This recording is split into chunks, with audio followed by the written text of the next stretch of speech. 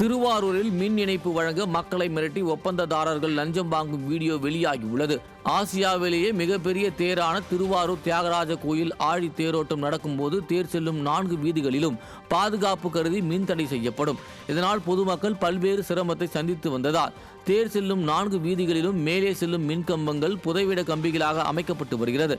இதற்கான ஒப்பந்தம் விடப்பட்டு பணிகள் நடைபெற்று வரும் நிலையில் மின் இணைப்பு கொடுக்க ஒவ்வொரு வீட்டிற்கும் ஒப்பந்ததாரர்கள் 1500 ரூபாய் முதல் 2000 ரூபாய் வரை கட்டாய வசூல் செய்வதாகவும் விடியா ஸ்டாலின் அரசின் அதிகாரிகள் எந்த நடவடிக்கையும் எடுக்கவில்லை என்றும் பொதுமக்கள் குற்றம் சாட்டியுள்ளனர்.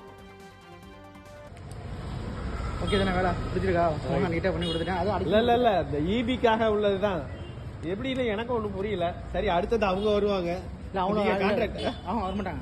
அவர் வந்தாருன்னா இனிமே நான் மேல யாரும் கிடையாது. கனெக்ஷன் மட்டும் தான்.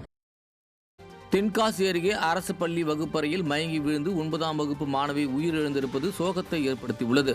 சுரண்டை அடுத்துள்ள இரட்டைக்குளம் பகுதியைச் சேர்ந்த பிரகாஷ் கேரளாவில் சலூன் கடை வைத்து நடத்தி வருகிறார். இவருக்கு மீனா என்ற மனைவியும் ஒரு மகள் மற்றும் ஒரு மகன் உள்ளனர். மகள் மானசா சுரண்டையில் உள்ள அரசு மேல்நிலைப் பள்ளியில் 9ஆம் வகுப்பு படித்து வந்தார்.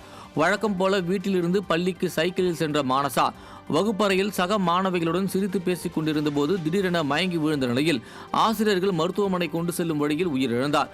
பள்ளி மாணவி வகுப்பறையிலேயே மயங்கி விழுந்து உயிரிழந்த சம்பவம் பெரும் சோகத்தை ஏற்படுத்தியுள்ளது. சேலம் மாவட்டம் இடங்கணசாலை பகுதியில் அண்ணனை கட்டையால் அடித்து கொலை செய்த தம்பி பிடிபட்டார்.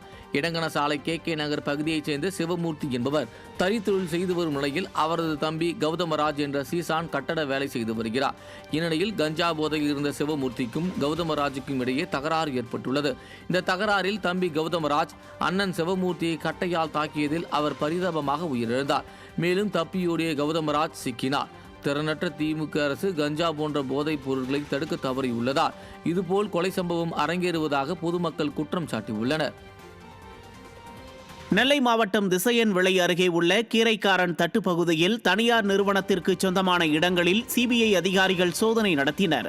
திசையன் விளை அருகே கீரைக்காரன் தட்டு கிராமத்தில் உள்ள VV மினரல்ஸ் மற்றும் IMC உள்ளிட்ட மணல் ஆலைகளின் தலைமை அலுவலகத்தில் நீதிமன்ற உத்தரவுப்படி CBI அதிகாரிகள் சோதனை நடத்தினர். இந்த நிறுவனங்கள் வரி ஏய்ப்பு செய்துள்ளதாக செய்திகள் வந்ததால் மணல் ஆலையில் CBI அதிகாரிகள் சோதனை நடத்தினர்.